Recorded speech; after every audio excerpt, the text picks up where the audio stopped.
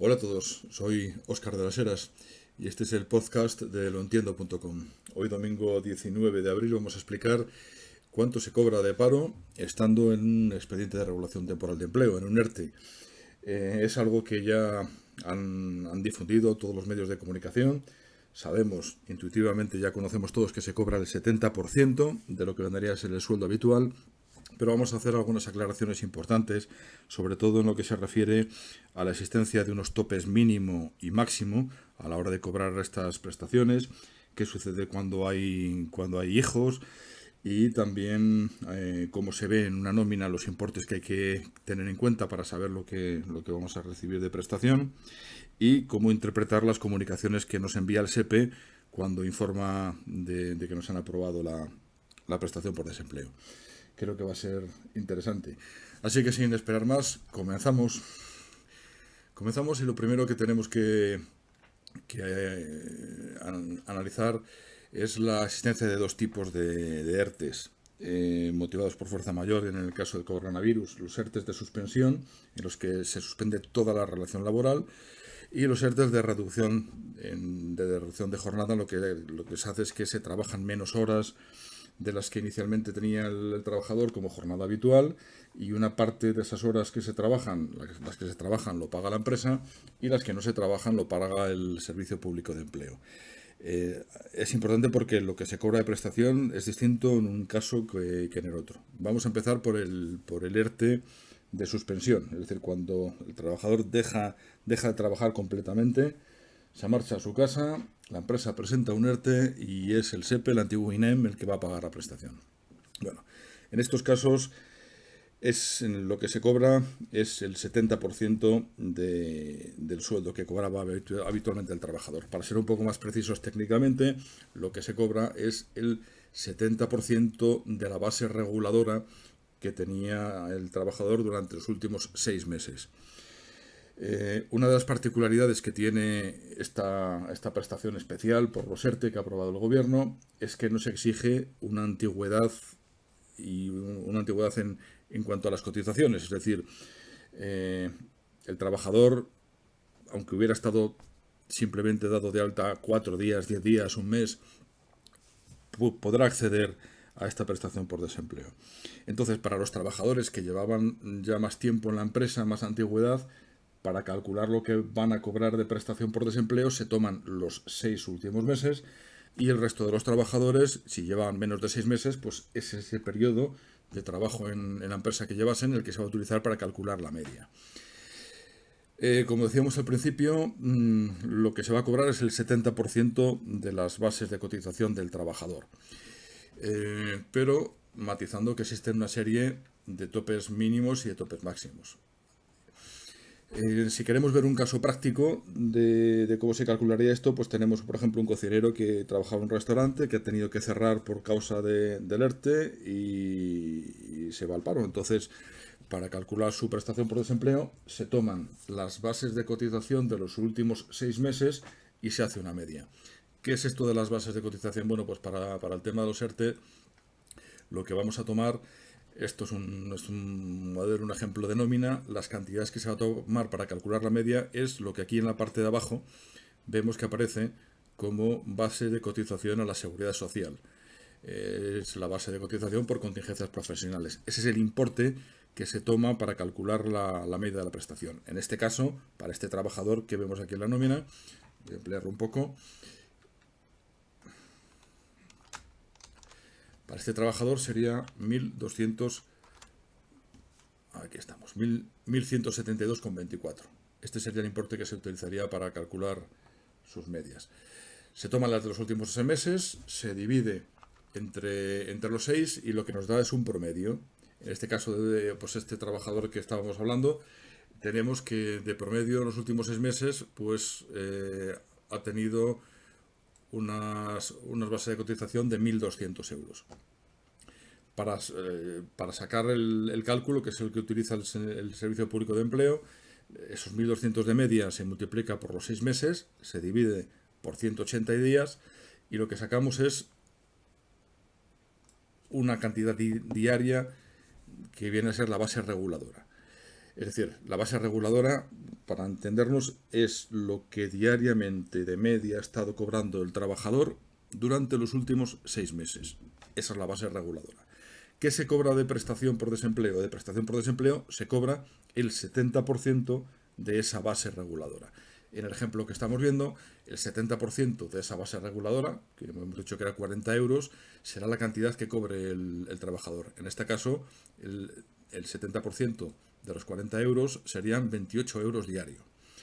¿Por qué hablamos de euros al día? Porque cuando el SEPE va a comunicarse con nosotros, utiliza ese concepto.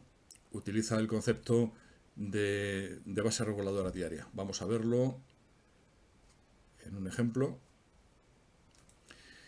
Esto es, por ejemplo, lo que se puede ver cuando se accede al expediente online del SEPE, lo explicamos en el vídeo de ayer, cómo se puede comprobar a través de internet si nos han aprobado la prestación y cuánto cobramos. Pues lo que se ve es esto. Y el SEPE lo que hace es que nos indica, aquí en esta parte está señalado, cuál es la base reguladora diaria, es decir, cuál es la media de lo que ha cobrado el trabajador durante los últimos 6 meses, y sobre esa base reguladora diaria se aplica un porcentaje, el 70%. ¿De acuerdo? Entonces este trabajador cobraría el 70% de 25 euros. Eso sería su prestación por desempleo diaria. Como el SEPE paga de a mes natural, pues entonces habría que multiplicarlo por los días del mes que haya estado en ERTE, y eso da al final una cantidad. Cuando coincide con el mes natural, pues se paga del 1 hasta finales de mes, por ejemplo 30 días, y se paga pues al mes siguiente. El SEPE paga a mes vencido. Ya hemos visto, por lo tanto, que para calcular lo que se cobra por desempleo hay que hablar del que es el 70% de las bases del trabajador. Pero es muy importante decir que esta no es la cifra definitiva, ya que existe lo que se llama unos topes mínimos y topes máximos. ¿Qué quiere decir esto? Esto quiere decir que vamos a hablar, por ejemplo, de los topes máximos.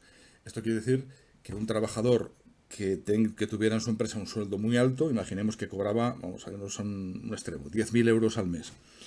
Este trabajador, si le aplicamos el 70%, ¿va a cobrar 7.000 euros de prestación por desempleo? No. Existen unos topes máximos, que son los que vemos en pantalla. Como mucho, un trabajador, si no tiene hijos, puede cobrar como máximo de prestación por desempleo 1.098 euros al mes. Si tiene un hijo, 1.254, y si tiene 2 o más hijos, 1.411. Es decir, este trabajador, que en nuestro ejemplo imaginario cobraba 10.000 euros al mes, pues si no tiene hijos, como mucho, va a poder cobrar 1.098 euros. Este es el tope máximo, pero también existe un tope mínimo. Un tope mínimo que garantiza unas cantidades por abajo, es decir, unas cantidades mínimas. ¿Cuál es el tope mínimo? Pues el tope mínimo es para una persona, un trabajador que no tenga hijos, 501,98 euros al mes, y para los que tengan uno o más hijos, 671 euros mensuales.